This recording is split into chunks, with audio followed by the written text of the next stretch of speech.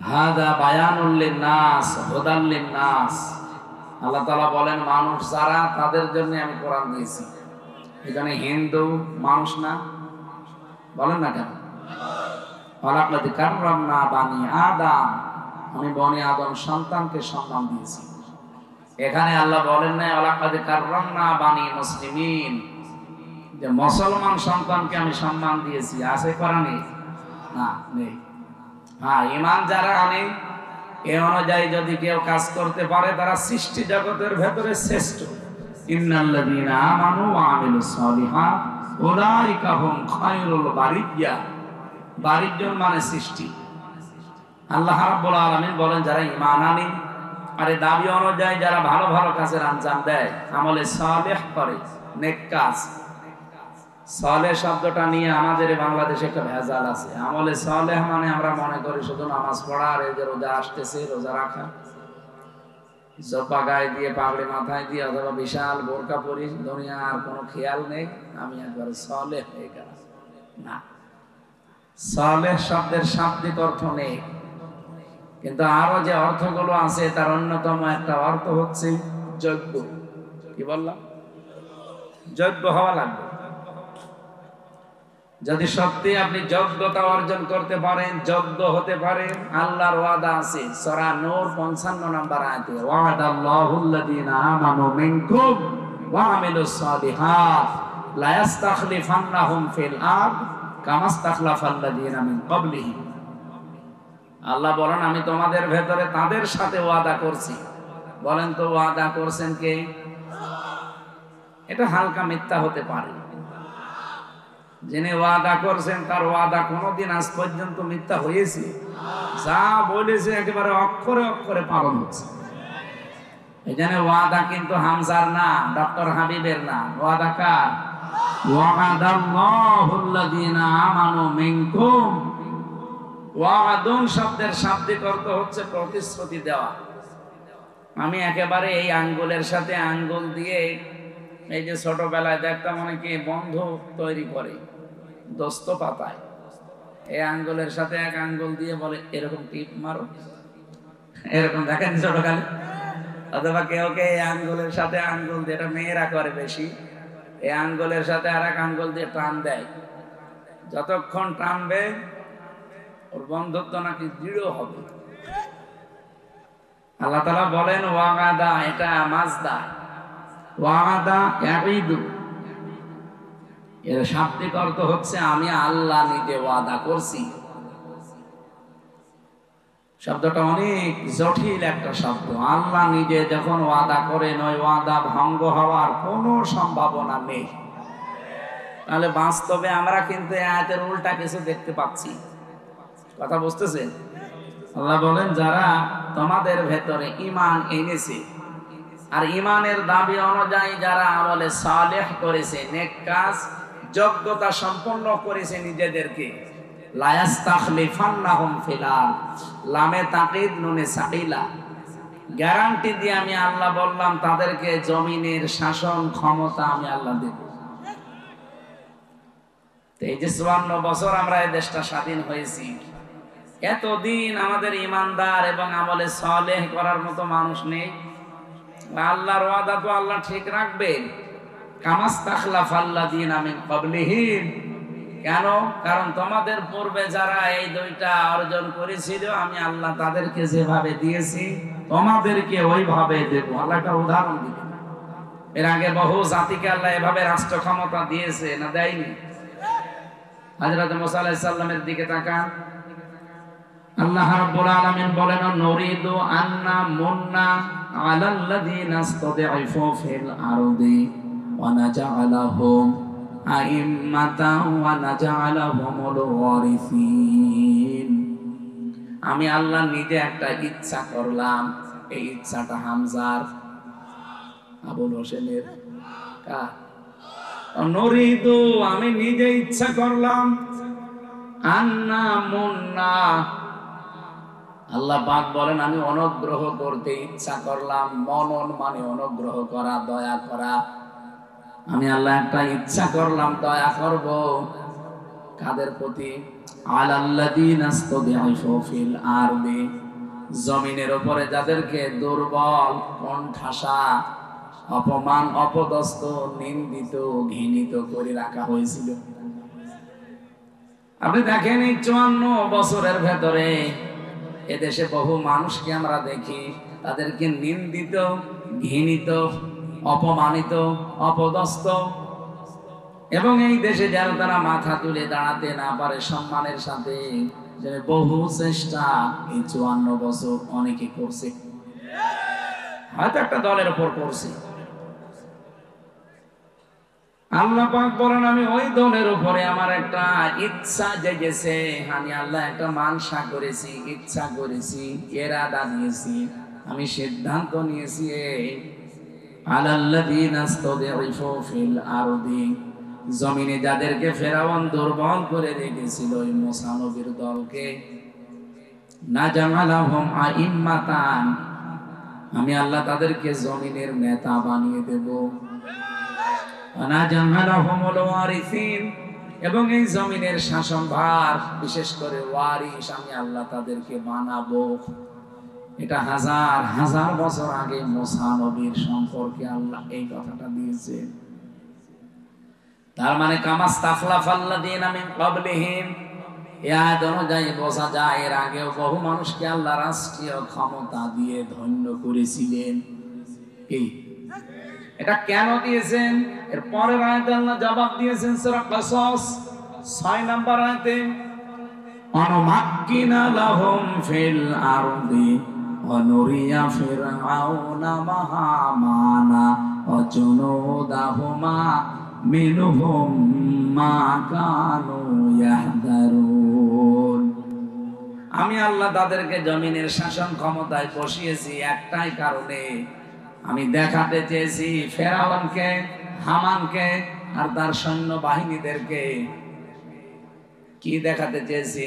মিনহুম মা কানু ইয়াহদারুন, তারা যাদেরকে সবচাইতে বেশি ভয় পেত, যাদের সম্পর্কে বেশি সতর্ক থাকতো, আমি আল্লাহ তাদেরকে জমিনের শাসনে বসিয়ে তাদেরকে দেখালাম। এটা যে আগে দেখিয়েছে, এখন ওই আল্লাহ আর নেই, উনি এখন আর পারেন না। বলেন, একটা জিনিস আমরা লক্ষ্য করছি আগস্টের 5 তারিখের পর থেকে, সূরা মায়েদার 54 নম্বর আয়াতের সাথে, এদিকে তাকান, আল্লাহ পাক বলেন, ইয়া আইয়ুহাল্লাযীনা আমানু মাইয়ারতাদ্দা মিনকুম আন দীনিহি ফাসাউফা ইয়াতিল্লাহ। খুব ভালো করে মিলাবেন। আমার তো মনে হয় আয়াতগুলো আল্লাহ পাক মাত্র 6 মাস 10 দিন আগে আরেকবার নাযিল করেছে। আপনি দেখেন কিভাবে মিলে যায়। ওহে যারা ঈমানের দাবি করো, মাই ইয়ারতাদ্দা মিনকুম, ইয়ারতাদ্দা বাবে ইফতিআল থেকে এসেছে ইরতিদাদ, এর বাংলা অর্থ হচ্ছে ফিরে যাওয়া, যারা হক থেকে বাতিলের দিকে ফিরে যায়। তোমাদের ভেতরে কেউ যদি হক থেকে বাতিলের দিকে ফিরে যায়, আন দীনিহি, বিশেষ করে আল্লাহর দ্বীন থেকে, ফাসাউফা ইয়াতিল্লাহ, আল্লাহ শব্দ শুরু করার আগে ফা দিয়েছেন, এর আগে সিন দিয়েছেন। যারা আরবি গ্রামার বসে, বালাগাত মান থেকে আমরা পড়েছি 13টা অর্থে সিন, সাফা, কজ, লাম, এরকম 13টা শব্দ আছে। কোন সেন্টেন্সের আগে যদি ওইটা ব্যবহার হয়, বাংলা অর্থ দাঁড়ায় অতি তাড়াতাড়ি। আল্লাহ পাক বলেন অতি তাড়াতাড়ি, খুব তাড়াতাড়ি, অতি সত্বর। কি করব আমি জানো। ফাসাউফা ইয়াতিল্লাহু, এর ফাইল সরাসরি আল্লাহ নিজে, এর কর্তা কি? আরো জোরে বলেন। আল্লাহ বলেন আমি নিজে অতি সত্বর একটা কাজ করব। কি সেটা? বিকৌমিন, এমন একটা দল, এমন একটা জাতি, এমন একটা গোষ্ঠীকে আমি আল্লাহ তোমাদের উপরে তুলে দেব, ইউহিব্বুহুম, যাদেরকে আমি নিজেই ভালোবাসি, ওয়া ইউহিব্বুনাহু, এবং যারা আমি আল্লাহকে ভালোবাসে। আজ বাংলাদেশে আগস্টের 5 তারিখের পর থেকে আমরা বিভিন্ন কায়দায় দেখতে পাচ্ছি আল্লাহর দিন থেকে অনেকেই ফিরে চলে যাচ্ছে বিভিন্ন কায়দায়। সে দলীয় কায়দায় হোক, রাজনৈতিক কায়দায় হোক, ধর্মীয় কায়দায় হোক। এ পর্যন্ত বুঝেছেন কিনা বলেন? না না, আপনি বোঝেন। আমি আবার রিপিট করছি, আপনি তাকান তো এই দেশে ধর্মীয় কায়দায় কত মানুষ আল্লাহর দিন থেকে ফিরে চলে যাচ্ছে আসল দিন থেকে বাতিল দিনের দিকে। আপনি আসল দিন হচ্ছে মার রব্বুকা ওমান নাবিয়্যুকা ওমা দীনুকা, এটা আসল দিন। সিলেবাসের এই সমস্ত বিষয় খবর নেই। আল্লাহর এই দিন থেকে বিভিন্ন পীরের নাম নিয়ে, বিভিন্ন দলের নাম নিয়ে তারা আল্লাহর বান্দাদেরকে বাতিল ধর্ম, বাতিল দিনের দিকে নিয়ে চলে যাচ্ছে। এই এদিকে তাকান, আপনি দেখেন তো এই দেশে 48,000-এর উপরে দরবার গুলো আছে। কোন দরবারে মার রব্বুকা ওয়া মান নাবিয়্যুকা ওয়া মা দীনুকা এর যে হাকিকত গুলো শিক্ষা দেওয়া হয় নেই। আপনি যে কবরে যাওয়ার পরে 3টা প্রশ্নের সম্মুখীন হবেন। মার রব্বুকা, তোমার রবকে যদি বলতে যান রব্বি আল্লাহ, আমার রব আল্লাহ, কমপক্ষে 5টা জিনিস দুনিয়ায় আপনাকে মানা লাগবে। কয়টা? 1 নম্বরে রবের অর্থ আমি পেয়েছি সৃষ্টিকর্তা। সৃষ্টিকর্তা হিসাবে আপনি মানবেন কাকে? অন্য কাউকে মানা যাবে? সৃষ্টিকর্তা এটা কি শুধু মানুষ? পৃথিবীর যত সৃষ্টি আছে কর্তাকে। বাংলাদেশটা সৃষ্টি করে দিয়েছে কে? মানেন তো? কিছু কিছু মানুষ বলেন না, এ দেশ আমার বাবা বানিয়েছে। কেন ওর বাবা বানাতে কেন? আপনি যে রব্বি আল্লাহ বলতে চান, প্রথমেই তো আপনাকে সৃষ্টিকর্তা হিসাবে মানা লাগবে। এটা কি শুধু মানুষ সৃষ্টি না সব সৃষ্টি? এক কথা বুঝতেছেন? এই কথাকে জন্য পাগলামি করেও বলবেন না যে দেশ আমার বাবা বানিয়েছে। আজকে এক আবাল, আমি আবালই বললাম, আবাল বলছে অমকের নাম নিতে হলে ওযু করে নেওয়া লাগবে। আমি আর নিচে নামলাম না। কি আল্লাহর ওলি হয়ে পড়েছে যে ওনার নাম ওযু করে নেওয়া লাগবে? এর আগে কিছু মানুষকে দেখতাম চামচামি করতো, দালালি করতো, তেল দিত। সংসদে দাঁড়িয়েও অনেকের নামে বলতো হযরত অমুক। কেন? ও কি মরে গেছে জোরে হযরত বলা লাগবে? আর এত বড় জালেমাকে যদি আপনি হযরত বলে ডাকেন, তাহলে আবু জেহেলকেও বলা লাগবে হযরত আবু জেহেল। কারণ সে আর এ সমান। আবু জেহেলকে কোনোদিন কেউ বলেছে যে হযরত আবু জেহেল? কেন আপনি একে হযরত বলবেন? তার কাজও যা ছিল এর কাজও একই। সেও ক্ষমতায় অবৈধভাবে জোর করেছিল, এও ক্ষমতায় অবৈধভাবে জোর করেছিল। তারে শুনলে যদি আপনি গালি দেন, এরে শুনলেও আপনি গালি দেবেন। আপনারা দেখেছেন তামাম দুনিয়ার জরিপ একটা বেরিয়েছে, পৃথিবীতে 257টা দেশ, 10 জন মানুষের তালিকা দেখলাম, তারা পৃথিবীর নিকৃষ্ট মানুষ। তার 1 নম্বরে আমাদের দেশে যেটা পালিয়েছে ওইটা। আমি নাম নিতে চাই না, ঘৃণা করি। 2 নম্বর নামটা নেই, বাশার আল আসাদ। 3 নম্বর নেতানিয়াহু। এরকম 10 জনের নাম পেলাম, তার 1 নম্বরে আল্লাহর ওলির নাম। যাই হোক, আল্লাহ যেন তারে সম্মতি দেয়, বলে না আমি। আপনি কি রাগ করবেন? বলেন তো এই আয়াত থেকে যেটা আমি তুলে আনতে চাই, আল্লাহর দিন থেকে আপনি ফেরত যান, ফিরে যেতে চান, কাদের উপরে রাগ করেন? কাদেরকে দেখাতে? আপনি কি মনে করেন আমি দিন থেকে, ইসলাম থেকে ফিরে অন্য দিকে গেলে আল্লাহ দুর্বল হয়ে যাবে? আল্লাহ বলেন না, ওয়াইন তাতাওয়াল্লাউ ইয়াস্তাবদিল কওমান গায়রাকুম সুম্মা লা ইয়াকুনু আমসালাকুম। সূরা মুহাম্মদের ভেতরে আল্লাহ বলেন, যদি দিন থেকে ফিরে যাস, এমন একটা দল তোদের উপরে আমি আল্লাহ তৈরি করে দেব যারা তোদের মতো হবে না। 54 বছর পরে আমার মনে হচ্ছে ঠিক আল্লাহ যেন দেখাচ্ছে আজ যারা দিন থেকে ফিরে চলে যাচ্ছেন বিভিন্ন দলের উপরে, বিভিন্ন মানুষের উপরে রাগ করে হোক আর যে কোনো ভাবেই হোক, আপনি দেখেন চাঁপাইনবাবগঞ্জের এই নেতাটা এই 15.5 বছরে কত ভালো ভালো কথা বলতো, অথচ আগস্টের 5 তারিখের পরে সে আর তার বউ পুরা পাল্টিয়ে গেছে। যা বলে এখন মনে হচ্ছে সব দিনের বিরুদ্ধে, এমনকি আলেমদেরকেও সে এখন বলছে ধর্ম ব্যবসায়ী। হ্যাঁ, কথা বলছে না কেন? কি বেশি বলছি? আর তার বর কথা তো আরো নিকৃষ্ট। অথচ এতদিন তারাও সালেমের বিরুদ্ধে বহু কথা বলতে শুনতাম, এখন পুরাটা নিজেরা সালেম হয়ে গেছে। আল্লাহ বলেন আইনহদ্দমহদনা আজালনা জাহান্নাম আলিল কাফিরিনা হাসীরা। সূরা বানী ইসরাঈল 8 নম্বর আয়াতের শেষের অংশে আছে, তোমরা যদি ওদের মতো আচরণ করো আমি আল্লাহ তোমাদের সাথে ওদের মতো আচরণ করব। ওরা যা করেছিল আপনি যদি আবার তাই আরম্ভ করেন, ওদেরকে যদি আল্লাহ এরকম ধরতে পারে আপনাকেও ধরবে। ওরা সাদাবাজ ছিল, আপনিও সাদাবাজ। এক কথা বলেন না কেন?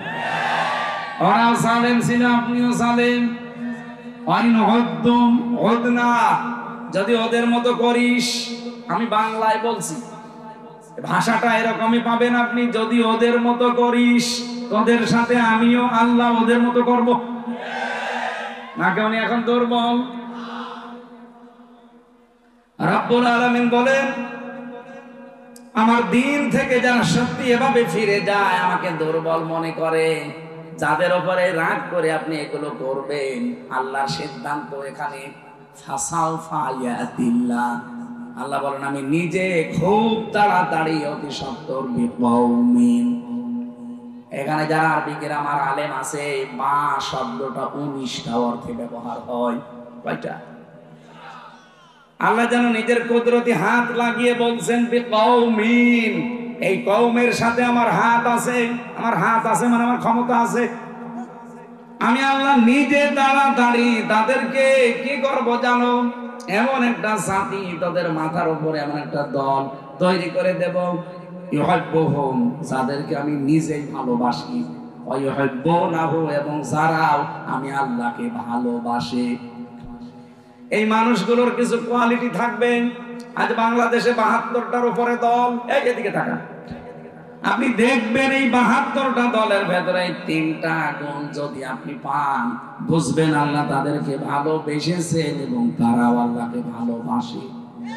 আর আল্লাহ যদি ভালোবাসে কাউকে, ওয়াদা করেছেন লা ইস্তাখলিফান্নাহুম ফিল আরদ কামা ইস্তাখলাফাল্লাযীনা মিন ক্বাবলিহিম। জমিনের শাসন ক্ষমতা আল্লাহ তাদেরকে দিয়ে দেবে যেমন পূর্বে দিয়েছিলেন। কি গুণ? কোরআনে কারীমের সূরা মায়েদা 6 নম্বর পারা 16 নম্বর পৃষ্ঠা 9 নম্বর লাইনের, এটা 54 নম্বর আয়াতের 5 অংশে পাবেন, আযিল্লাতিনা আলাল মুমিনিনা আইজ্জাতিন আলাল কাফিরিন। খুব ভালো করে খেয়াল করে শোনেন, আমি কিন্তু কোনো দিকে তাকিয়ে কথা বলছি না, এজন্য এদিকেও তাকাচ্ছি না, এদিকেও তাকাচ্ছি না। ছাতা আবার কার দিকে চোখ পড়ে যায়, দরকার চোখ বন্ধ করে বলছি। খুব ভালো করে খেয়াল করেন, আমার একটা বানানো কথা না, যে কোনো তাফসীর দেখতে পারেন। আযিল্লাতিনা আলাল মুমিনিন, তারা মুমিনদের প্রতি রহমদিল হবে, কমল, স্নেহময়, স্নেহশীল। আযিল্লাতিনা আলাল মুমিনিন আইজ্জাতিনা আলাল কাফিরিন, কিন্তু কাফেরদের প্রতি তারা খুব কঠোর হবে। বাংলাদেশে 72টা দল আছে রাজনৈতিক ভাবে, শুধু নিবন্ধিত দল প্রায় 48টা, আর একটা তো কেড়ে নিয়েছে, এটা দিলে হবে 49টা। আশা করছি খুব তাড়াতাড়ি আল্লাহ যেন ওটা ফেরত দিয়ে দেয়।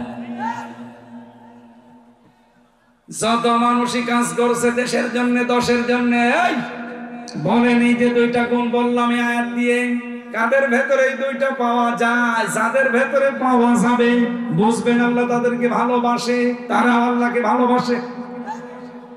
3 নম্বরে গুণ হচ্ছে ইউজাহিদুনা ফি সাবিলিল্লাহি ওয়ালা ইয়াখাফুনা লাওমাতা লাইম। তারা যুদ্ধ করবে, জিহাদ করবে, সংগ্রাম করবে, চেষ্টা করবে, প্রচেষ্টা চালাবে আল্লাহর রাস্তায়। কার রাস্তায়? কিন্তু তারা ভয় করবে না কোনো তিরস্কারকে। 54 বছরে বহু ভয় দেখিয়েছেন বিভিন্ন নাম দিয়ে, ট্যাগ দিয়ে, কিন্তু সত্যি যারা একামতে দিনের দায়িত্ব পালন করে মন থেকে, তাদেরকে কোনো তিরস্কার পিছিয়ে রাখতে পারে নাই। এমনকি যত ভয় দেখান, যত তিরস্কার করেন, তাদের ইমানি শক্তি আল্লাহ আরো বাড়িয়ে দেয়। আপনি দেখেছেন এক মুরব্বী মানুষ, উনি বলেছেন, দেখেন তামাম পৃথিবীর মানুষকে বলছি আমাদেরকে ভয় দেখাবেন না, চোখ রাঙাবেন না। হ্যাঁ, যদি সমালোচনা করতে চান গঠনমূলক করেন, চুমা দেব, কিন্তু আমাদেরকে আপনারা ভয় দেখাবেন না, চোখ রাঙাবেন না। এই পৃথিবীতে আল্লাহ ছাড়া আমরা কাউকে ভয় পাই না। আপনারা যতই তিরস্কার করেন, যতই উল্টা পাল্টা নাম দেন, মানুষের কাছে যতই আমাদের কালার করেন, কোনো ভয় আমাদের নেই। এখানে এখন ভয় পাচ্ছি না, সামনেও পাবো না। লাওমাতা লাইম, কোন তিরস্কারকারীর তিরস্কার আমরা থোড়াই কি আর কিছু মনে করি না। আল্লাহ বলেন, এটা আমি যাদের তাদের দেই না, যালিকা ফাদলুল্লাহ, এটা আল্লাহর অনুগ্রহ, ইউতিহি মাইয়াশা, যাকে আল্লাহ পাক চান তাকে এগুলো দান করেন। এবার আপনি বলেন এই আয়াত অনুযায়ী যেটা বুঝলাম, অবশ্যই আল্লাহর দিন থেকে যদি ফেরত চলে যান, আপনি মনে করবেন না আল্লাহ দুর্বল হয়ে গেছে। আল্লাহ বলেন, আমি অতি শীঘ্রই কিন্তু একটা দল তৈরি করে দেব, আর আমি আয়াতটা বাংলাদেশের সাথে মিলিয়ে অনেক কিছু পেয়ে গেছি। এদেশে মনে হচ্ছে আল্লাহ তিনটা গুণ যাদের ভেতরে আছে তাদেরকে ভালোবাসেন এবং তারা আল্লাহকে ভালোবাসে। আল্লাহ পাক বলেন, আমি প্রথম টার্গেট তাদেরকে তোদের উপরে নিয়ে আসব, কিন্তু তারা তোদের মতো হবে না। এখন আল্লাহ পাক যাদেরকে ভালোবাসেন ওই দলে যেন আমাদেরকেও শামিল হওয়ার সুযোগ দেন। সুযোগ যদি পান হবেন তো বলেন। প্রথমটা কি বললাম? নিজেদের ভেতরে রহম দিল হবে। কোথায়? আমার বাড়ি কুষ্টিয়া, ডক্টর হাবিব সাহেবের বাড়ি ঝিনাইদহ, কমপক্ষে 50 কিলোমিটার দূর। অথচ শুধু দিনের কারণে ওনার সাথে আমার আত্মার যে সম্পর্ক, আমার নিজের আপন ভাইও যদি দিন না মানে, তার সাথে আমার এই সম্পর্ক নেই। কে কথা বলছেন এখানে? সারা বাংলাদেশে একামতে দিনের সত্যিকার অর্থে যারা দায়িত্ব পালন করে সবাই মনে হয় এক মায়ের। কি বেশি বললাম? আপনি দেখেন, তারা মনে হয় যে এক মায়ের সন্তান, কিন্তু নিজের আপন ভাই দিন মানে না, ইসলাম মানে না, তাকে সে জানের শত্রু মনে করে। জানে আজিল্লাতিন আলাল মুমিনিন আইজ্জাতিন আলাল কাফিরিন।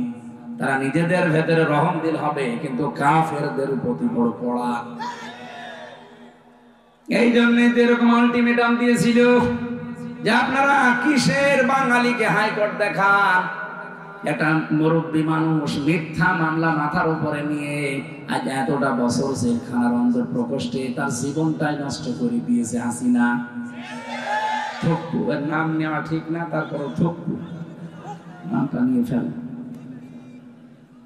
বারান্ত যে মামলা দিয়েছে সে পালিয়েছে, যে বিচারপতি সে পালিয়েছে, যে মামলার আয়ু সে পালিয়েছে, প্রসিকিউটর পালিয়েছে, সাক্ষী পালিয়েছে, বিচারপতি পালিয়েছে, কেউ নেই। অথচ লোকটা 13 থেকে 13.5 বছর জেলখানায় পড়ে আছে। আজকে তার হাজিরায় দেখেছিল মামলায়, তার যে অবস্থা, আমি 3টা বছর তার সাথে ছিলাম, আমি দেখেছি। এই মানুষটা মানবতার জন্য, বিশেষ করে ইসলামের জন্য তার যে দরদ, তারা খুব প্রয়োজন। জীবনের অন্তত শেষ কয়েকটা বছর সে নিজে নড়তে পারে না, 2 জনের কাঁধে ভর করে যায়। আপনি বাঙালিকে হাইকোর্ট দেখাচ্ছেন যে না ওনার সাজা হয়ে গেছে, মুক্ত হবে না। সাজা হলে যদি মুক্ত না হয়, তারেক জিয়া মুক্ত হলো কি করে? তার তো 9 বছর সাজা ছিল। তারেক জিয়ার স্ত্রী জবাইদা, তার 3 বছর সাজা ছিল, তারা মুক্ত হলো কি করে? লুৎফুজ্জামান বাবরের 17 বছর পরে যদি ফাঁসির আসামি বের হতে পারে, তারেক জিয়া সাহেবের বন্ধু গিয়াসউদ্দিন মামুন 17 বছর পরে যদি বের হতে পারে, ইনার কি হয়েছে? ওনাদেরকেও মামলা হাসিনা দিয়েছিল, ইনাকেও মামলা হাসিনা দিয়েছে।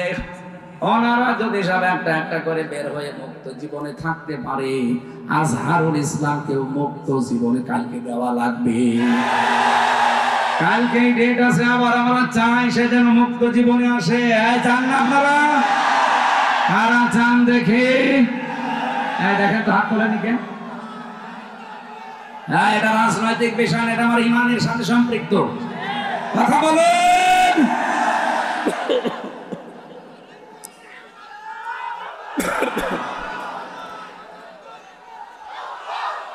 আলহামদুলিল্লাহ, ঠিক আছে।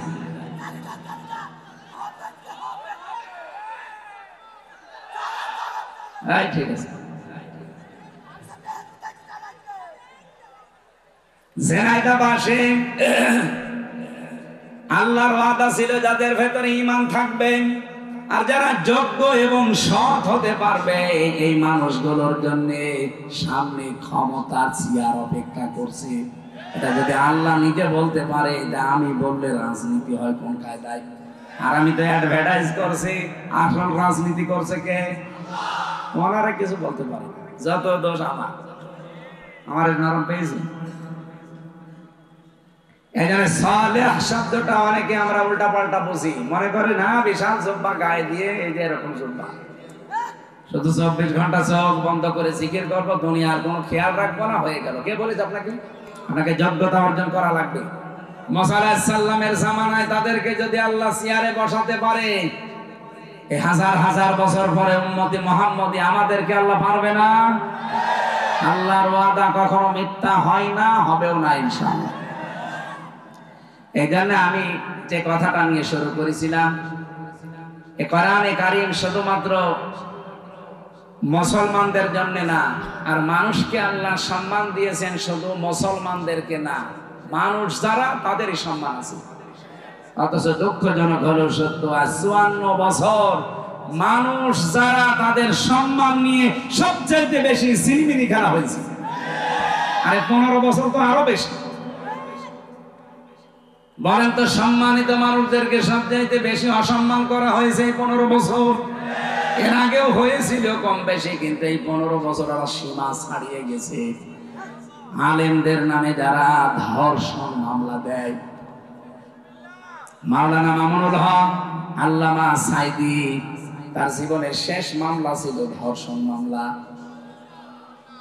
ওর যে মেয়ে লোককে সাজিয়ে নিয়ে এসেছিল পিরোজপুর থেকে, অ্যাডভোকেট তাজুল ইসলাম জিজ্ঞাসা করছে, মেয়ে মাওলানা সাইদি ধর্ষণ করেছে তোমাকে? জি হ্যাঁ। তোমার জন্ম কত সালে? 1975 সালে। ধর্ষিতা হয়েছে কত সালে? 1971 সালে।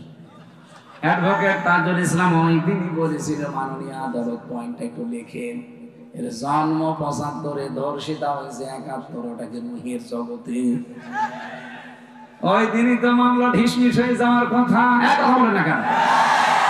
করবে কি করে? রায় তো একজনের, উনি যা বলবে তাই হবে, আর বাকিগুলো সব লোক দেখানো। কি ট্রাইব্যুনাল বানিয়েছে লোক দেখানোর জন্য, বিচারপতি লোক দেখানো। বিচারপতি যার নাম কালামানি, যে মানুষের ভেতরে পড়ে না, এই জন্য আল্লাহ ওর বিসি উড়িয়ে দিয়েছে। আমি নিচে নামলাম না, এমনি বিসি উড়িয়ে গেছে। বলছে আল্লামা সাইদিকে আমি ফাঁসি দিতে পারিনি, এই জন্য জীবনে আমার আফসোস। আল্লাহ ওর আফসোস জীবনে ঘুষিয়েছে। কথা বলে না কেন? কলার পাতা শুয়েছিল, গলায় গামছা দিয়ে টানতে টানতে চোরের মতো নিয়ে এসেছে। ওই দিনই মামলা শেষ হয়ে যাওয়ার কথা, কিন্তু না, দেয়নি। কারণ বললাম না, সবই সাজানো।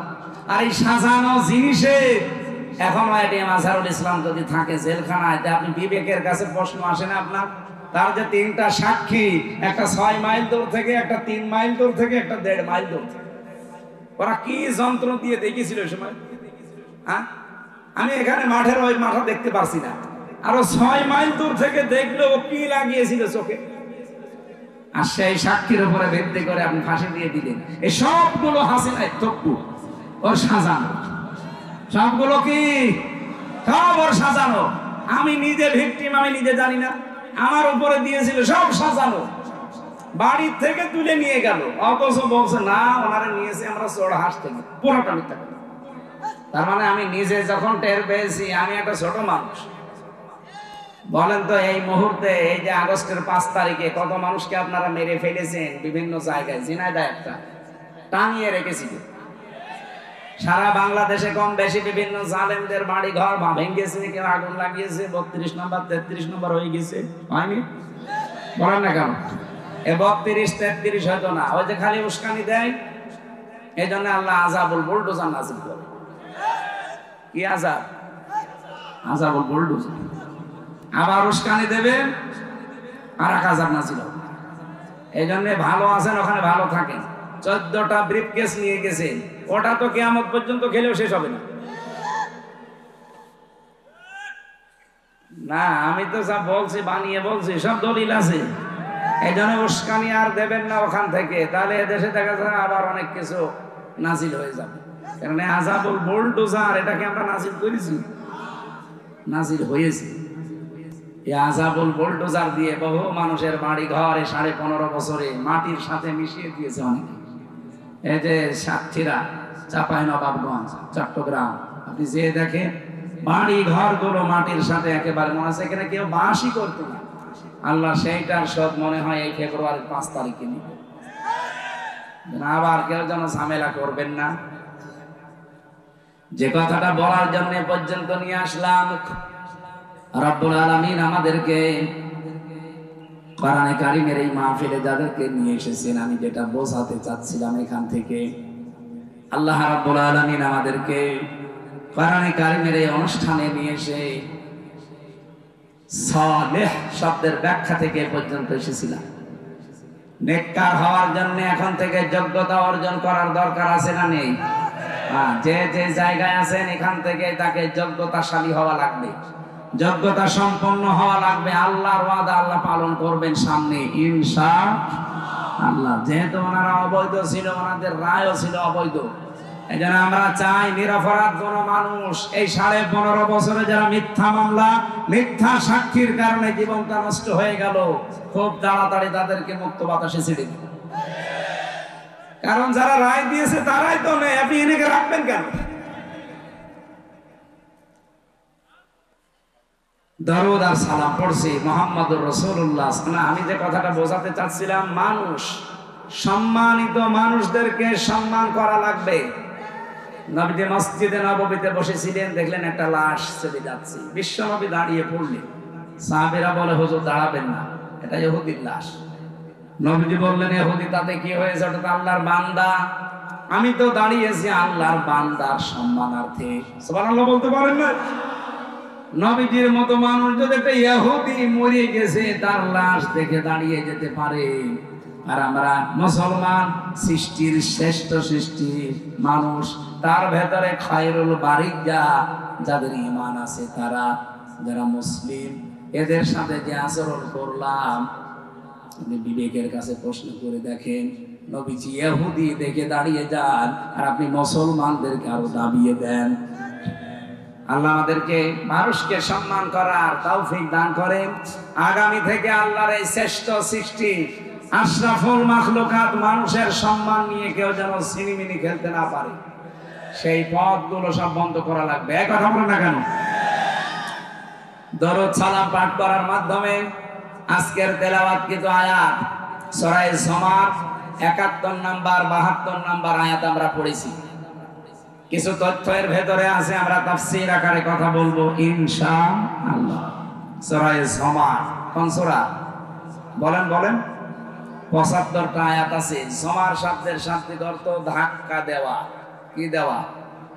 এই শুনেই বোঝা যাচ্ছে যে এর ভেতরে কোনো তালগোল আছে।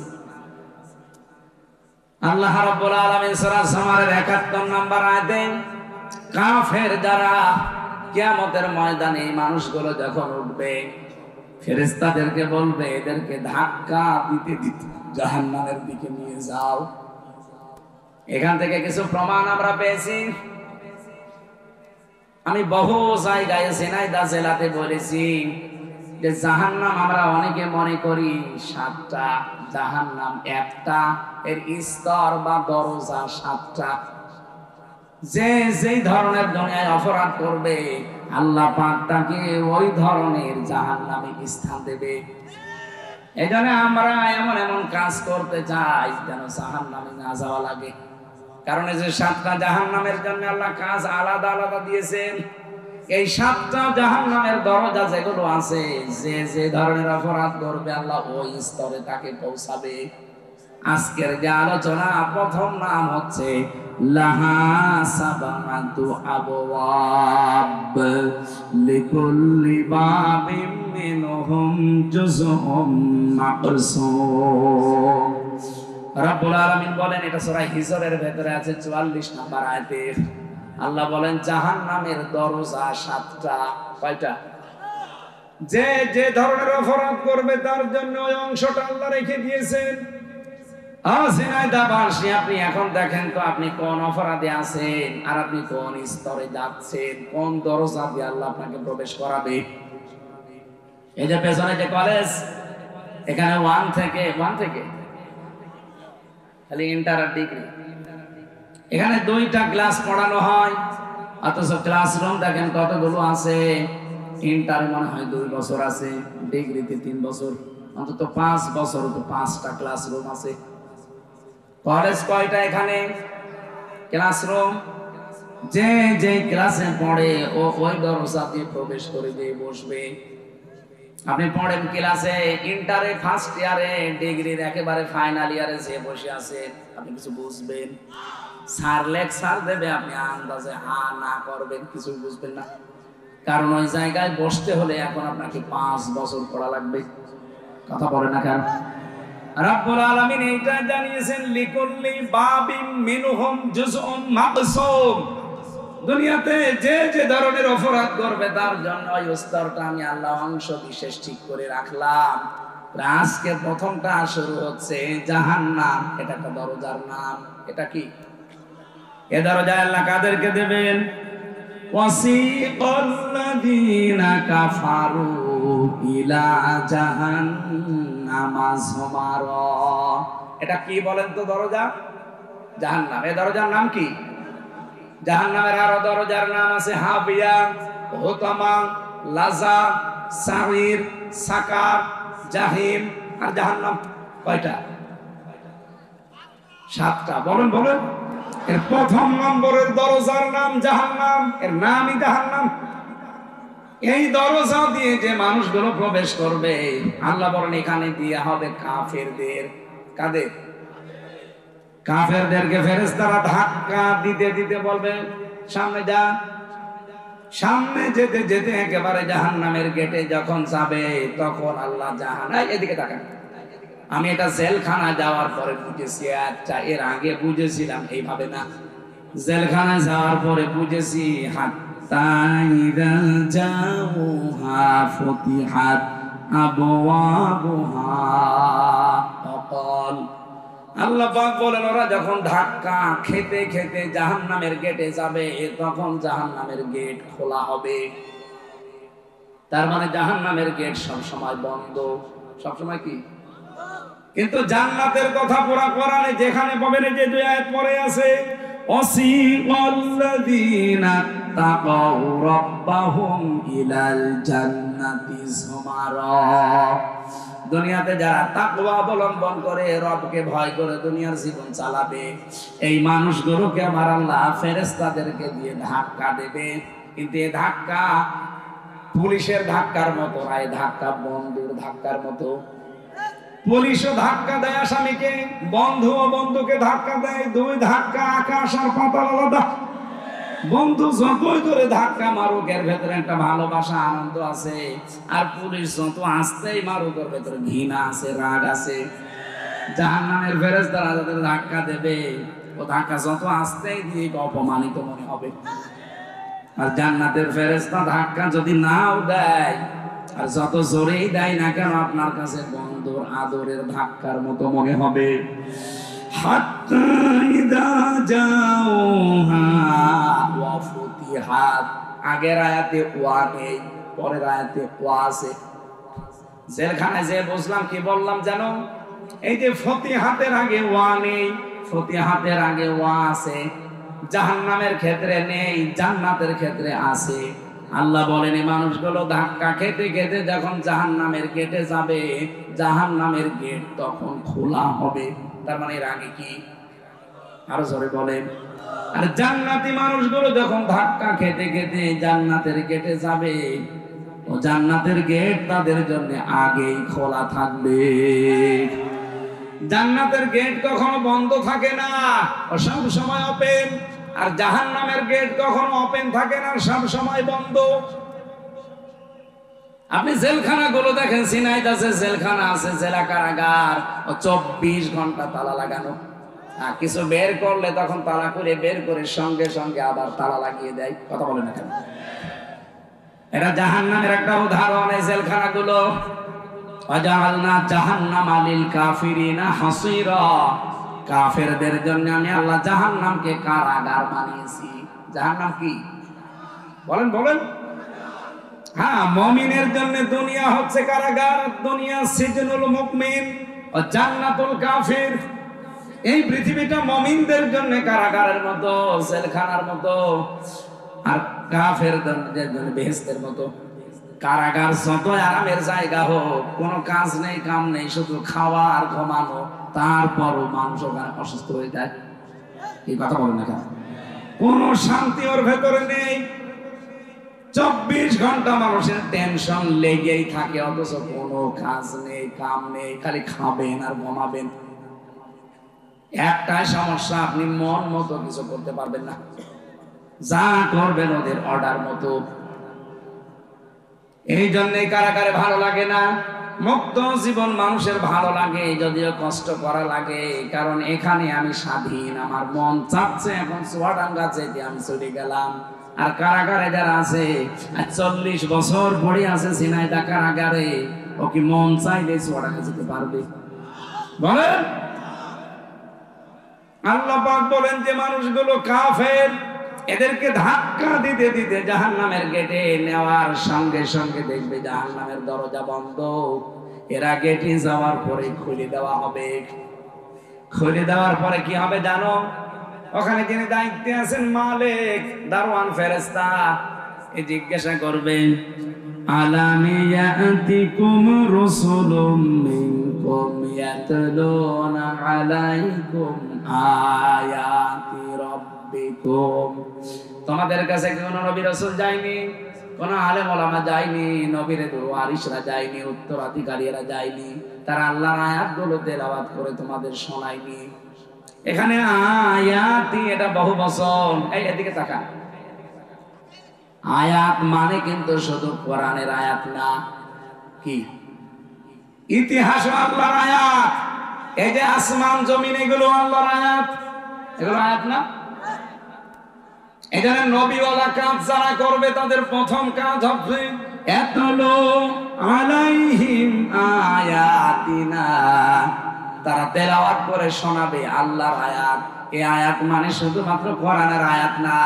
তাফসীরে হাক্কানি মুফাসসির লিখেছেন, এই আয়াত মানে আল্লাহর নিদর্শন, এই আয়াত মানে আল্লাহর সৃষ্টি, এই আয়াত মানে ইতিহাস। ইতিহাসও আল্লাহর আয়াত। এই জন্য আল্লাহ ইতিহাসের কসম দিয়েছেন, আল আসরি, ইতিহাসের কসম, কারণ এটা নীরব সাক্ষী। আজ বহু আলেম ওলামা, বহু দিনের দায়ী, এদেশে যারা ইসলাম মানতে চায় না, অবাধ্য আল্লাহর বান্দা যারা, তাদেরকে আমরা বিভিন্ন ইতিহাস শোনাই, বিভিন্ন আয়াত নিদর্শন গুলোর গূঢ় তথ্য, নিগূঢ় তথ্য গুলো নিয়ে এসে বলি যে আল্লাহর এগুলো আয়াত।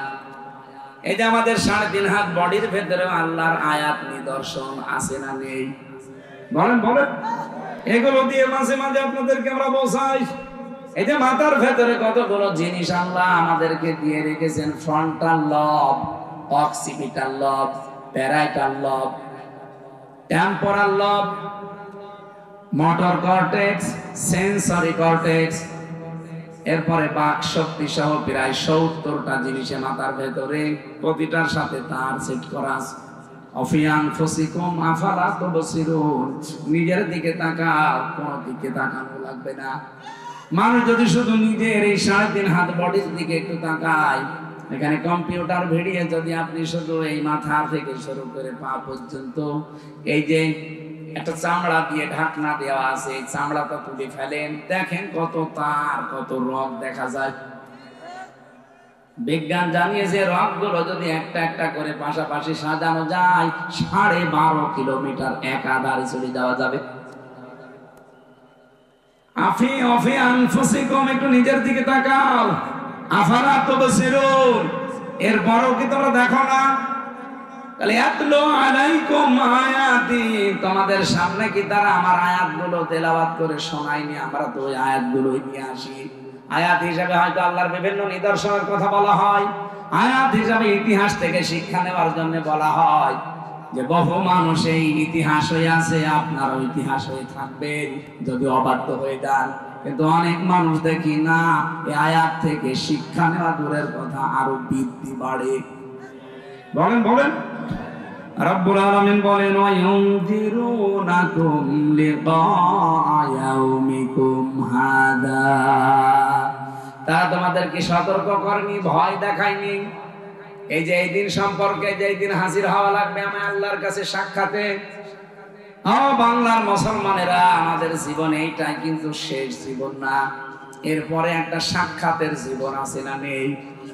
আরো জোরে বলেন, ওয়াত্তাকু ইয়াওমান লা তাজসি নাফসুন আন নাফসিন শাইআ ওয়ালা ইউকবালু মিনহা শাফাআতু ওয়ালা ইউখাযু মিনহা আদলু ওয়ালা হুম ইউনসারুন। বলেন আল্লাহু আকবার।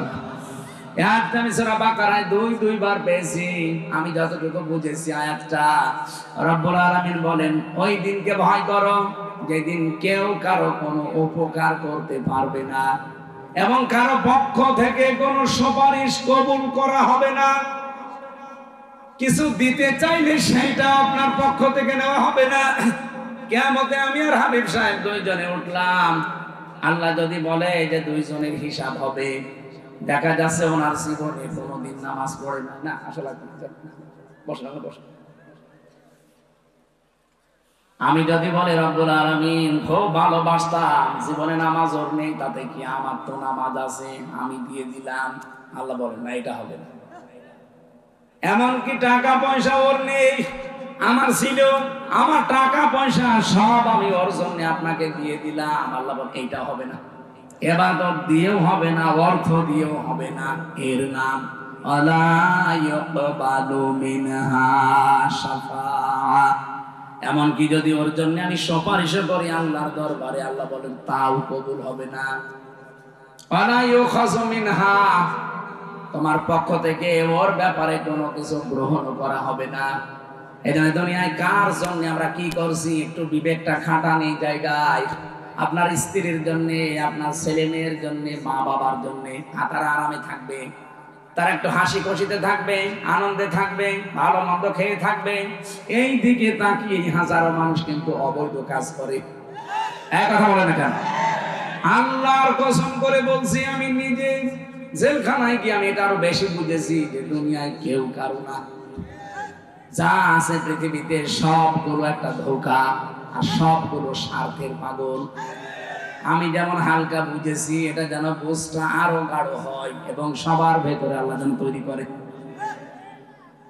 আমার ম্যাডাম যদি আজকে দেখে যে আমি মারা গেছি, এ বাড়ি যাওয়ার সময় যখন মরে গেলাম অ্যাক্সিডেন্ট করে, আমার মনে হয় একটা রাত আমার ম্যাডাম আমাকে আর পাহারা দেবে না, বলবে না জিন আসবে, দরকার নেই, 3-4 জন নিয়ে আসেন একসাথে পাহারা দেই। পাহারা দিল সকালবেলা হতে হতে বলবে না উপরে আর রাখবেন না, কারণ আজরাইল বাড়ি চিনে ফেলবে, তাড়াতাড়ি মাটির নিচে দিয়ে দেন। মাটিতে দেওয়ার পরে কি শেষ? দেখবেন এবার তার কান্না দেখে কে, এটা রেকর্ড হচ্ছে, এমনকি লাইভ চলছে, ম্যাডাম দেখতেও পারে, দেখুক, কপালে যা আছে হবে। 2-3 দিন দেখবেন কান্না কাটি করে পাগল হয়ে গেছে। 7 দিন হয়তো খাওয়া দাওয়া একেবারে হালকা করে দেবে, শুকিয়ে যাবে। 4 মাস 10 দিন পরে ওর বাবা আর মা দুইজন মিলে আমার বাবা মাকে বলবে আর কতদিন এভাবে চলে না, মেয়ে দিয়ে দেন, বিয়ে চলে যাবে। 4 মাস 10 দিনের ভেতরে দেখবেন আর একজনের সাথে বিয়ে দিয়ে দেবে। মাত্র 6-7 দিন সংসার যদি হয়, ও ম্যাডাম নিজেই ওর শ্বশুরের কাছে বাবার কাছে কল দিয়ে বলবে আব্বা খুব ভালো কাজ করেছে, হামজা তো আর কি এবার যা দিয়েছে হামজার চাইতে 100 গুণ ভালো। কি কথা বলছেন? এটা কি বলবে না বলবে না? অথচ এর খুশির জন্য, এর ছেলে মেয়ের খুশির জন্য, আমার মা বাবার খুশির জন্য আমি ডান হাত বাম হাত দেখি না, বাবা শাহজালাল সব হালাল, এটা বন্ধ করা লাগবে। কিয়ামতের দিন এই বউ আপনাকে সুপারিশ করতে চাইলেও করতে পারবে না, টাকা পয়সা দিয়ে হোক, নেকির কাজ দিয়ে হোক, এমনকি নামাজও যদি দিতে চাই বলে না, হবে না। এই দিন সম্পর্কে তোমাদেরকে কেউ সতর্ক করেনি, এই যে সতর্ক করছি তো এই কারণে, কুল্লামা উলকিয়া ফিহা ফাউজুন সাআলাহুম খাযানাতুহা আলাম ইয়াতিকুম নাযীর ক্বালু বালা ক্বাদ জাআনা নাযীর ফাকাযযাবনা ওয়া কুলনা মা নাযালাল্লাহু মিন শাইইন। এ মানুষগুলোকে যখন জাহান্নামের একটা জায়গায়, সংকীর্ণ কোন জায়গায় যখন ফেলে দেওয়া হবে, জিজ্ঞাসা করা হবে কি কেন আসলে এখানে, সামিরে এই জাহান্নামে কেন আসলে, কেউ কি সতর্ক বাণী শোনায়নি? ওরা বলবে শুনিয়েছে, শুনতাম আর মাথা ঝোলাতাম আর বাড়ি যাওয়ার সময় মনে মনে করতাম ও বেটা মিথ্যা কথা বলে। এরকম চরিত্রের মানুষ দেশে নেই? হ্যাঁ, কথা বলো না কেন? এগুলো আছে, এই জন্যই তো আমাদের কোনো উপকার হয় না। তাছাড়া এই দেশের মতো কোরআনের প্রচার পৃথিবীর কোন দেশে হয় না। এত প্রচার হওয়ার পরও আমরা দেখছি ফল সব জিরো হয়ে যাচ্ছে।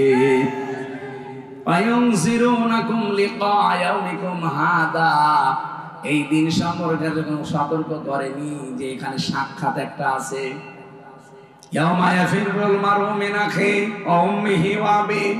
কিয়ামতে আগে পালাবে মানুষের কাছ থেকে তার ভাই, তার মা, তার বাবা। উম্মিহি শব্দের ব্যাখ্যায় পড়লাম, এক একটা সন্তান একটা নেকির জন্য তার মায়ের পা ধরে থাকবে 500 বছর। কত? 500 বছর পরে ওর মুখের উপরে লাঠি দিয়ে বলবে দুনিয়ায় আমার বিয়ে হয়নি, ছেলে পাবো কোথায়? এরকম একটা সাক্ষাতের দিন আমাদের সামনে কিন্তু উপস্থিত আসতেছে, হয়তো 2 দিন পরে, 2 দিন আগে। আমরা যেন কেউ পাগলামি না করি। যারা আছি আজকে থেকে পাগল ভালো হয়ে যাব। কি হয়ে যাব? আরো যারা বলেন পাগল ভালো হয়ে যাব। রাব্বুল আলামিন বলেন ক্বালু বালা ক্বাদ জা বালা ওয়ালাকিন হাক্কাত কালিমাতুল আযাবি আলাল কাফিরিন। ওরা বলবে হ্যাঁ এগুলো সব ঠিক ছিল, কিন্তু না, এখন আর কোনো কথা শোনা হবে না। কাফেরদের প্রতি আমি আল্লাহর আযাব এটা নির্ধারিত হয়ে গেছে, এটা এখন কার্যকর হবে। ইলা দুখুলু, তাদেরকে বলা হবে প্রবেশ করো, আবওয়াবা জাহান্নামা খালিদিনা ফিহা, এই জাহান্নামে আর চিরদিন এখানে থাকো। ফাবিসা মাসওয়াল মুতাকাব্বিরিন, অহংকারী যারা তাদের জন্য কত নিকৃষ্ট স্থান এইটা। বলেন নাউজুবিল্লাহ। এই কয়েকটা জিনিস এখানে জানলাম।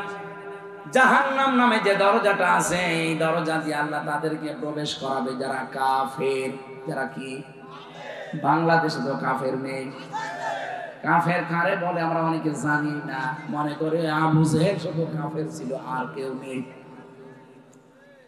কাফের শব্দের শাব্দিক অর্থ হচ্ছে অস্বীকার করা। ইসলাম আল্লাহ যেভাবে দিয়েছে কিয়ামত পর্যন্ত পরিপূর্ণ কিছু আপনি দিতে পারবেন না, তাহলে আপনি কাফের।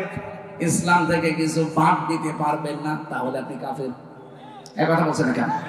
আজ ইসলামের ভেতরে নতুন নতুন নিয়ম ঢুকিয়ে যারা বলে এটাও ইসলামের কি আর জোরে, এই যে যারা বলে আলী বাবা, কেল্লা বাবা, ফতে বাবা, তাহলে নতুন করে আপনি জিকিরটা ইসলামের ভেতরে ঢোকালেন। নবীজির 63 বছরের জীবনে কোনোদিন কেল্লা বাবা ফাতে বাবা জিকির করেছে? এটা রেকর্ড হচ্ছে, সারা দেশে যাচ্ছে। এই জন্য বলছি ইসলামের ভেতরে নতুন কিছু যারা ঢুকিয়েছেন, আপনি নামের আগে মুফতি লিখতে পারেন, মাওলানা লিখতে পারেন, ডক্টর লিখতে পারেন, আজহারি মাঝহারি লিখতে পারেন, আপনি কাফের। যারা ইসলামে নতুন করে কিছু ঢোকাবে এরা কি? বলেন বলেন। এটা বাংলাদেশে আর ভারতে বেশি হচ্ছে। নতুন নতুন ইসলাম বানিয়ে আমরা প্রচার করছি যে এইটাও ইসলাম, অথচ আসল ইসলামের খবর নেই। আমি যে বলেছিলাম যে রব হিসাবে যদি কেউ বলতে চান আমার রব আল্লাহ, দুনিয়ায় 5টা জিনিস আপনাকে মানায় লাগবে। 1 নম্বরে সৃষ্টিকর্তাকে, 2 নম্বরে রব হিসাবে আল্লাহকে মানা লাগবে প্রতিপালক হিসাবে, 3 নম্বরে রব হিসাবে মানা লাগবে আল্লাহকে রাজ্জাক হিসাবে রিজিক দাতা, 4 নম্বরে আপনাকে আল্লাহকে মানা লাগবে অভিভাবক হিসাবে, 5 নম্বরে আল্লাহকে মানা লাগবে আইন দাতা হিসাবে। এই 5টা যদি দুনিয়ায় মানতে পারেন, আপনি কবরে গিয়ে ফেরেশতারা বলবে মার রব্বুকা, আপনি অটোমেটিক বলে ফেলবেন রব্বি আল্লাহ।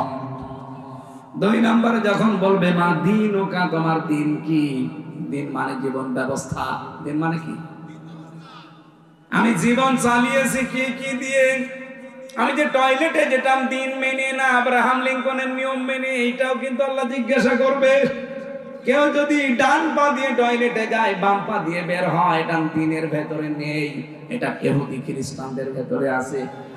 সুতরাং আপনি যদি এই নিয়মটা ফলো না করেন, বলতে পারবেন না দিন ওনাল ইসলাম। কেউ যদি বলতে চায় কবরে যে আমার দিন ইসলাম, তাকে দুনিয়াতে 19টা বিষয় এই দিনের উপরে মেনে চলা লাগবে। কয়টা? আরো জোরে বলেন। 19টা বিষয় যদি দিনের উপরে আপনি থাকতে পারেন, কবরে যে বলতে পারবেন আমার দিন ইসলাম। 3 নম্বরে যখন বলবে মান হাজার রাজুল, এই লোকটা কে ছিল? আপনি যদি বলতে চান হাজা নাবিয়ুনা মুহাম্মাদুর রাসূলুল্লাহ সাল্লাল্লাহু আলাইহি সাল্লাম, মাস্ট বি আপনাকে বিশ্ব নবী আদর্শ হিসাবে মানা লাগবে। জীবনের চাইতে তাকে বেশি ভালোবাসা লাগবে, জীবনের প্রতিটি ক্ষেত্রে অনুসরণ করা লাগবে। এক কথা বলেছেন এখন। এই যে আজকে রাখাল রাহা যারা আল্লাহর নবীকে গালি দিচ্ছেন, আমরা যে প্রোটেস্ট করছি এই কারণে। যদিও এখানে একটা ষড়যন্ত্র লুকিয়ে আছে, ওরা চায় বিভিন্ন কায়দায় এই দেশকে অশান্ত করতে। একটু অশান্ত হলে ওরা বিশ্ব মিডিয়াকে দেখাবে মোড়লদের, এই দেখেন বাংলাদেশে জঙ্গি ভরে গেছে। আগস্টের 5 তারিখের পর থেকে ফেব্রুয়ারির 25 তারিখ পর্যন্ত প্রায় 27টা কাজ অলরেডি ওরা করে ফেলেছে। বিশেষ করে আমার দাদা বাবুরা 27 বার চেষ্টা চালিয়েছে এই দেশ যেন অস্থিতিশীল হয়, কিন্তু একটাও হালে পানি নেয়নি। সর্বশেষে রাখাল রাহাকে দিয়ে আল্লাহর নবীকে গালি দিয়েছে। ওরা মনে করেছিল আমরা মনে হয় খেপে কি ওকে মেরে ফেলবো, আর ওইটা ভিডিও করে বুশকে দেখাবে, বেলাওয়ারকে দেখাবে, ট্রাম্পকে দেখাবে, এই দেখেন বাংলাদেশে কি চলছে। তখন ট্রাম্প বলবে ঠিক আছে হাসিনা তুমি আবার যাও, আমরা যাতে মাতাল হলো তাহলে ঠিক আছে, ওই ফাঁদে আমরা আর পা দেবো না। কথা বলি না কেন? আমরা দাবি জানিয়েছি সর্বোচ্চ, যারা নবীজিকে গালি দিয়েছে বা দেবে সামনে, কোনো কথা নেই, ফাঁসি দেওয়া লাগবে। হ্যাঁ কথা বলেন, এই দাবির পক্ষে আপনারা নেই।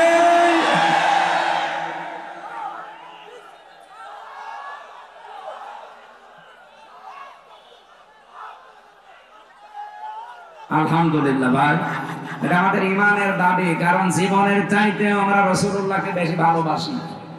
এক কথা বলেন না কেন? বলেন। হ্যাঁ আপনি আমাকে গালি দেন, আমার বাবাকে দেন, আমি কিছু বলবো না। আমার দাদারে দেন, দরকার টাকা দেবো, কারণ দাদা আমি আপনি গালি দেন, দরকার আমি টাকা দেবো, কিন্তু রাসূলুল্লাহকে গালি না।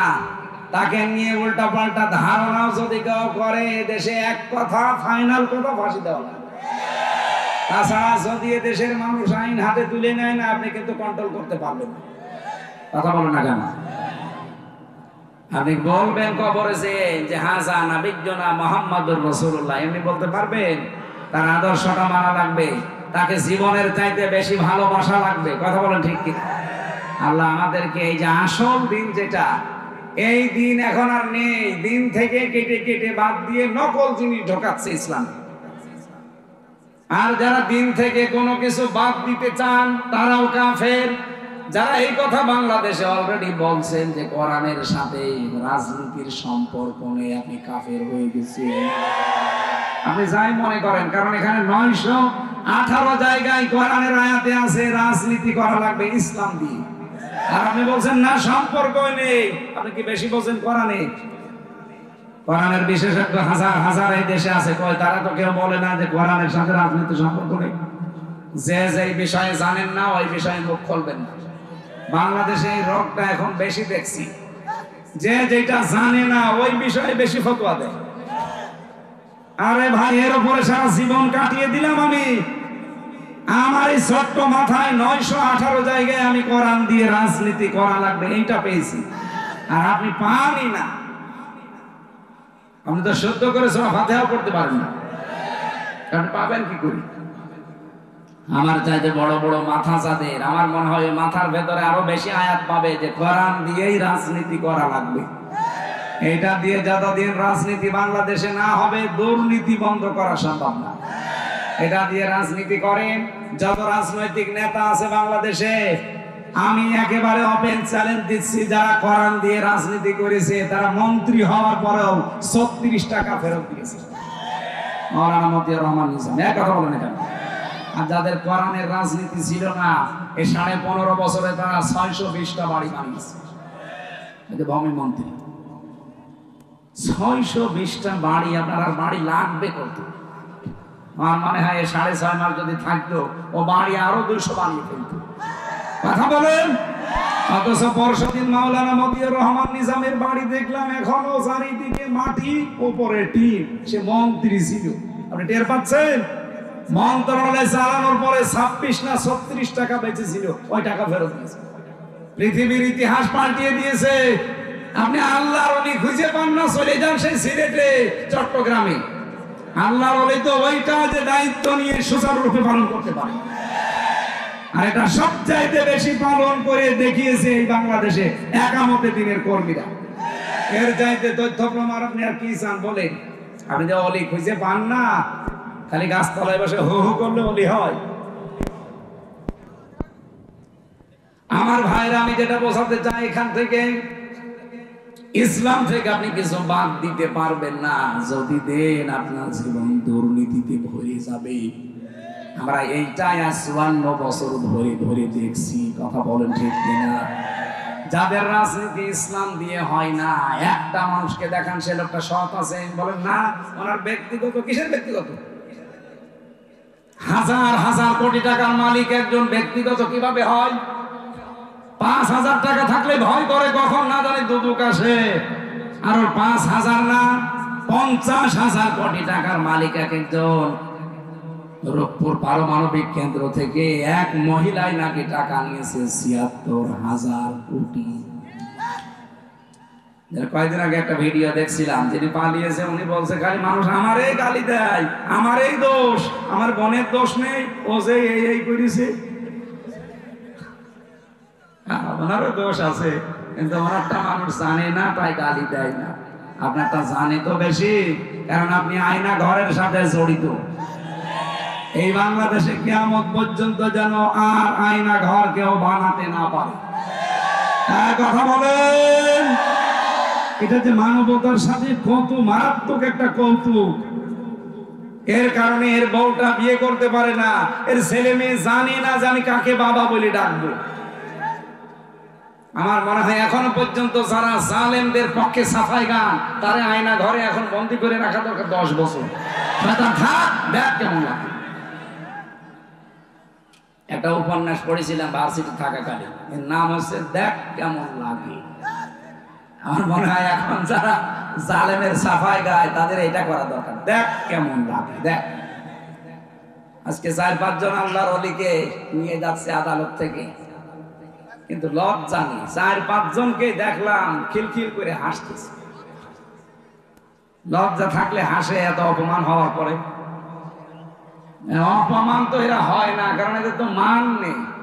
বলছে ধরব কান, যাই যাক মান, তাও হব না অপমান।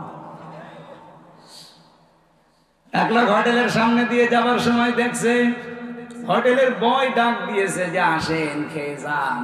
ও মনে করছে ফ্রি খাবার, যে বসে এই নিয়ে আয় এই নিয়ে আয় এই নিয়ে আয়, মন মতো খেয়েছে, টাকা না দিয়ে চলে যাচ্ছে। হোটেলের মালিক বলছে কি ভাই টাকা দেবেন না? কিসের টাকা? আপনার বয় তো বলেছেন যে খেয়ে যান, টাকা দেওয়া লাগবে তো বলে নাই, মন মতো খেয়েছি, টাকা না দেব না। বলছে টাকা যদি না দেন আপনার এমন অপমান করবো। বলছে করেন। জোতার মালা গলায় দিয়ে সারা শহর ঘোরাবো। বলছে ঘোরান। সারা শহর ঘুরিয়ে এনে দোকানের সামনে দাঁড়িয়ে বলছে এবার কি অপমান বোধ হয়? কিসের অপমান? মানুষ টাকা পয়সা খরচ করে এরকম সংবর্ধনা পায় না। হবে না এর এই যে কান ধর, কান ধরে 100 বার উঠবোস কর, খালি উঠবোস করে। আর বলছে কি এবার অপমান বোধ হয়? কিসের অপমান? আমার তো ব্যায়াম হচ্ছে। আমার মনে হয় এই যে শয়তান গুলো টাকা পাচার করতে করতে এদের যারা ফোকলা বানিয়ে ফেলেছে, ওদেরকে আদালত কেন ফাঁসি দিলেও বলবে আমার গলায় কতটুকু আছে, লজ্জা নেই তো। সম্মানিত মা বোন যারা আপনারা এসেছেন, খাদিজাতুল কুবরা রাদিয়াল্লাহু তাআলা আনহা জীবনে এক ওয়াক্ত নামাজ পড়েননি, একটা রোজা রাখেননি, একটা টাকা তিনি দান সাদকা করেননি, যাকাত দেননি, জীবনে কোনোদিন একটা বারও হজ করেননি, একটা দিনও পর্দায় থাকেননি। কারণ এই বিধানগুলো সব তার ইন্তেকালের পরে নাযিল হয়েছে। কথা বুঝতেছেন? অথচ তার জন্য আল্লাহ নিজে জান্নাতে ঘর বানিয়ে সুসংবাদ পাঠিয়েছে জিবরাইলকে দিয়ে যে সালাম দাও আর জান্নাতের ঘর তাকে বলো যে আমি আল্লাহ বানিয়ে রেখেছি। একটা কারণ পেয়েছি পুরা জীবন করে, তিনি স্বামীর জন্য সব উজাড় করে দিয়েছেন। এই জন্য আশা করবো আপনিও আপনার স্বামীর জন্য সব করবেন, যদি জায়েজ হয় খাদিজাতুল কুবরার সাথে জান্নাতে যেতে পারবেন। সামনে যেহেতু রমজানুল মুবারক, একটা বছর পরে এই মাসটা ছায়া ফেলতে যাচ্ছে। ফামান শাহিদা মিনকুম আশ-শাহরা ফালিয়াসুমহু, তোমাদের ভেতরে কেউ যদি রোজার মাস পায় সে যেন অবশ্যই রোজা রাখে। রোজা রাখলে গ্যাস ভালো হবে, পেটের যে অসুখগুলো আছে এগুলো ভালো হয়ে যাবে ইনশাআল্লাহ। আমরা সামনে রোজা রাখবো এবং জাহান্নামের এই দরজা যেহেতু কাফেরদের জন্য খোলা, আমরা কাফের যারা আছি, কাফের কাকে বলে বোঝা গেছে? ইসলামে নতুন করে যারা কিছু দেবে তারা কাফের, ইসলাম থেকে যারা কিছু বের করে দেবে সেও কাফের।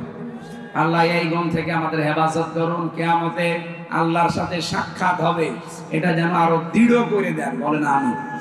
ওই যে সামনে যে গাড়ি আছে ওখানে আমার লিখিত বই আছে, মেয়েদের জন্য যাওয়ার সময় নিয়েছেন। আল্লাহুম্মা আমিন। লা ইলাহা ইল্লা আনতা সুবহানাক ইন্নী কুনতু মিনাজ জালিমিন। রব্বুল আলামিন, আরশ থেকে একটু তাকিয়ে দেখো, ঝিনাইদহ জেলার আব্দুর রউফ ডিগ্রি কলেজ ময়দানে হাফিজিয়া মাদ্রাসা কর্তৃক আয়োজিত এলাকার মানুষ এই জান্নাতের বাগানটা সাজিয়েছে। কোরআনে কারীমের কথাগুলো আমরা চাতক পাখির মতো শুনেছি, তুমি আমল করার সুযোগ করে দাও। এ মাহফিলে যদি সওয়াব দিয়ে থাকো, যিনি কিয়ামতে সুপারিশ করবে ওই নবীর রওজায় পৌঁছিয়ে দাও। আল্লাহ তাআলা এ মাহফিলের সম্মানিত সভাপতি জনাব আবুল হোসেনকে কবুল করো। আমাদের বিশেষ মেহমান এই কলেজের সম্মানিত অধ্যাপক ডক্টর হাবিবুর রহমানকে মঞ্জুর করো। আল্লাহ এই কলেজের শিক্ষক শিক্ষিকা, প্রিন্সিপাল, ভাইস প্রিন্সিপাল সহ ছাত্র ছাত্রী যারা এখানে লেখাপড়া করে এদের মেধা স্মৃতি খুলে দাও। মা বোন যারা এসেছে, মা বোনদেরকে খাদিজার মতো আয়েশার মতো বানিয়ে দাও। যে হাফিজিয়া মাদ্রাসার উদ্যোগে আয়োজন 10 জন কোরআনে কারীমের হাফেজ হয়ে গেছে, আল্লাহ মরণ পর্যন্ত সিনাই কোরআন ধরে রাখার সুযোগ দাও। এই মাদ্রাসার যত প্রয়োজন আছে আল্লাহ তুমি মিটিয়ে দাও। এলাকায় মানুষ যত কবরে আছে কবরগুলো জান্নাত বানাও। আল্লাহ তাআলা কিয়ামতের দিন যেন জাহান্নামের ফেরেশতারা ধাক্কা দিতে দিতে জাহান্নামে নিয়ে না যায়। ধাক্কা যদি খাওয়াই লাগে যেন জান্নাতের ফেরেশতাদের আমরা খেতে পারি, তৌফিক দাও। আগামীর দেশ তুমি কোরআনের হাতে তুলে দাও। ৫৬,০০০ বর্গ মাইল কোরআন দিয়ে চলছে, এটা দেখে মরার সুযোগ করে দিও আল্লাহ। কখন কার কাছে আজরাইল চলে আসে আমরা জানি না। এই ডাক বাংলা বাজারে যারা ব্যবসা বাণিজ্য করে আল্লাহ এদের ব্যবসা বাণিজ্যে বরকত দিয়ে দাও। রব্বুল আলামিন যে ময়দানে কথা বলছি, এই ময়দানটা এই কলেজটা কিয়ামত পর্যন্ত জ্ঞানের জন্য, ইসলামের জন্য কবুল করে নাও। রব্বির হামহুমা কামা রব্বায়ানি সগীরা। ডক্টর হাবিব ভাই সে ছোটবেলায় তার বাবাকে হারিয়েছে। আল্লাহ তার বাবাকে কবরে মাফ করে দাও, তার মাকেও ক্ষমা করে দাও, তার স্ত্রী সন্তানাদি দুইটা ছেলে দিয়েছো, আল্লাহ তাদেরকে মেধা স্মৃতি করে দাও, তার দুইটা সন্তানকে তুমি সুস্থ বানিয়ে দাও। 3টা বছর জালেমের জেলখানায় আমি অসুস্থ হয়ে পড়েছি, আল্লাহ তুমি আমাকে শেফায়ে কামেলা আজেলা নসিব করো। বারাকাল্লাহু লানা ওয়া লাকুম ফিল কোরআনিল আযীম।